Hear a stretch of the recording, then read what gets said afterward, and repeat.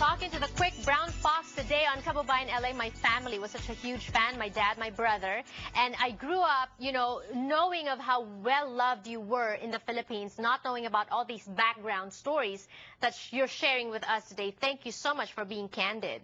Earlier, before we paused for a break, you talked about, you know, finally being able to play for Crispa and then getting another phone call. Yeah, I had a late night phone call and a late night meeting with a representative from Great Taste. Okay. And I didn't know anything about Great Taste at the time. I knew nothing. But I was advised by the PBA to go meet with the representative, and I did. Mr. Ignacio Gotao, who was the team manager, and he shared with me that they may have an opportunity to bring me on their team. And I met with him, and I really liked Mr. Gotao. He was a straight shooter, very aggressive, all business. Okay. And that was okay with me. So he said, just be prepared. And we talked about a potential contract. We went over stipulations. I had no agent. Everything, I was doing this all on my own. That must have been difficult. It was difficult. I was navigating everything. I was a very naive young kid and really didn't know anything, and I was on my own. So long story short is I ended up with Great Taste, and Crispa was somehow, some way out. And were they upset? Well, that didn't please Mr. Floro at all. And what happened to the shirts? I kept the shirts. I remember wearing them the Great Taste first practice, and the players said, oh, no, yes. You need a new shirt. Don't let Mr. Gotao see you wearing those. Yes.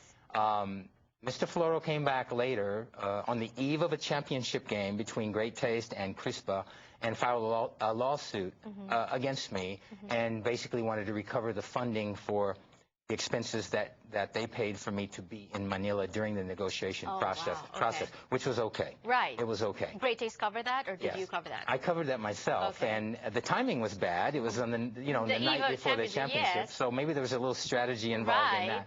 But I was okay with it, and if that closed the door, then so be it. Who won that year? Crispa won that year. Okay. That's when they had Billy Ray Bates. Did you have any regrets? Okay, so 5 years in Great Taste. We're running out of time. I thought one full show will be enough. Still not enough. You should come back. 5 years with Great Taste, and then you moved to San Miguel. All these stories, everything that happened to you in the 10 years in the Philippines, would you do, knowing what you know now, would you do anything differently? Would you have done anything differently? No, I don't think I would. I came with my heart in the right place to play for the country. My only regret is that I really didn't get to play for the RP national team, you know, to help bring that glory to the country. So no regrets? You could have played for Crispa, no regrets about that? You could have, you know, you left Great Taste, no regret about that? No, it all worked out. I left Great Taste. It was kind of like a marriage that just needed to separate a little bit at the time, and San Miguel was a fabulous organization. So in hindsight, I was truly blessed, very fortunate, and I wouldn't change anything other than somehow, some way, find a way to wear the RP uniform. What about acting? You also made a movie with Dolphy. That was great. I love that. I wish I had another opportunity, because after you do something the first time, you'll do it better the second. And I also found out that one of your biggest fans in the Philippines is Mr. Gary V, Mr. Pure Energy. Oh, yeah. I was tweeting about you and having you on the show, and he actually sent me a message saying, can you tell him that I'm such a big fan? And I'm sure these are the guys that you will reconnect with when you go to the Philippines. Oh, definitely. And I was a big fan of Gary's, and he used to come to the dugout of San Miguel, and just a wonderful guy. Right. And so you're going back to reconnect with your fans face-to-face in Manila. Tell us about that. Yes, I'm leaving. I'll actually arrive in Manila on July 9, and the whole sole purpose of this trip is to reconnect with, first of all, the Filipino fans and Philippine basketball, just to touch people and thank them for all the love and support that they gave me, and up close and personal. And that's what the social media allows me to do that. But it will culminate when I go back to the Philippines. Would you be, yes or no, would you be open to moving back to the Philippines? Yes, I'm very receptive to, down the road, a possibility of going back to Manila on a permanent basis. I'm thinking maybe coaching. Would you be open to coaching? You know, if I could write it up, what I really would like to do is to help build a team. Not necessarily to coach it. Maybe a front office position, a general manager position. Where you behind the scenes and off the radar a little bit, but you're putting together the winning pieces.